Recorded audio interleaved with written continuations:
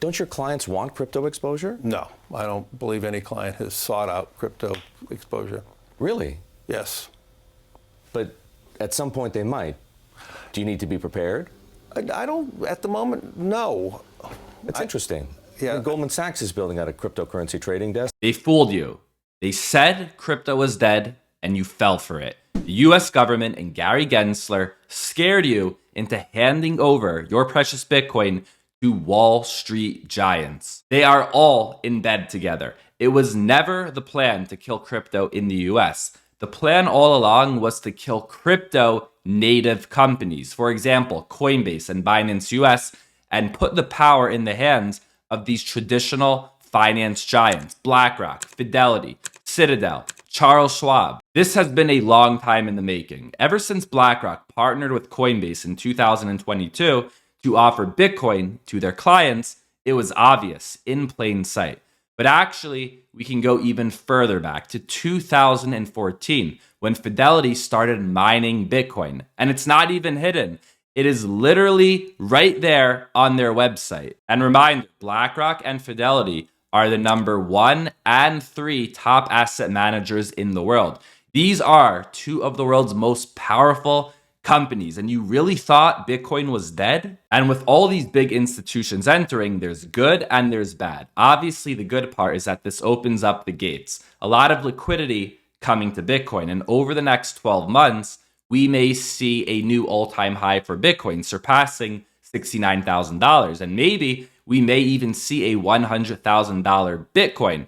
But on the opposite end, there is a negative. And the negative is that with all these institutions and banks entering the Bitcoin space, we may end up in a world with fake Bitcoin, paper Bitcoin, similar to traditional banks. When you take $100 and deposit in your bank, the bank takes your money and lends it out. So you put in 100 and now there's basically 190 or 200 in circulation. And then the money gets lent out again and again. So your $100 created all of this fake money. But it's not really an issue because when everyone goes ahead and withdraws their money, either the banks will freeze the accounts or they'll give all of the customers their money because they could always get more. If the banks are short on money, the Federal Reserve will print more. But the same cannot happen with Bitcoin. If these big players enter and create all of these Bitcoin derivatives, fake paper Bitcoin, and then everyone goes ahead and wants to withdraw their Bitcoin, it won't be there.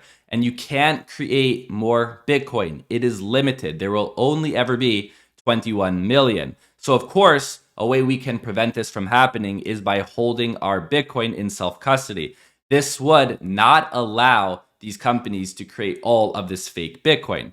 But even if we live in a future where not everyone is taking self-custody and they are keeping their Bitcoin with these third parties, at least you can keep your Bitcoin in self-custody. The SEC right now is playing games with crypto native companies, grassroots companies, and it's working. They approved Coinbase to go public, and then shortly after, they sued them. This is one big game. And all of a sudden, here's BlackRock now filing for a Bitcoin spot ETF. And this is all happening at the moment where everyone is scared, where everyone was made to believe that crypto is dead. And just a few days after BlackRock's application for a spot ETF, a new crypto exchange backed by Citadel, Fidelity, and Schwab has started operations, and they are currently listing Bitcoin, Ethereum, Litecoin, and Bitcoin Cash. And also, just a few days after this big BlackRock news, 1.4 trillion banking giant Deutsche Bank has filed for a crypto custody license. It's all one big game, and it's working. And I'm going to show myself right here. I posted this tweet back in March. The US is not trying to kill crypto, but instead kill the native crypto industry. And 5 months ago, I covered BlackRock's aggressive takeover of the Bitcoin industry. But most importantly, 1 year ago, this video right here. Don't let Wall Street steal your crypto. So follow me on Twitter, follow me on YouTube. And the US is not dumb.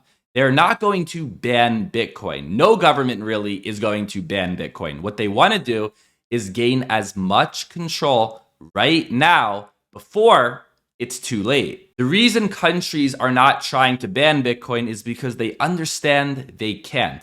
If they ban Bitcoin, really what they do is ban themselves from the game while the rest of the world continues to move forward. And for every government around the world, their best bet is to gain as much control of Bitcoin right now, aka having Bitcoin with these third parties. Because if Bitcoin or other cryptocurrencies are held with these third parties, it does not actually belong to the customers. Remember, not your keys, not your crypto. If you have it on these third parties, it does not belong to you.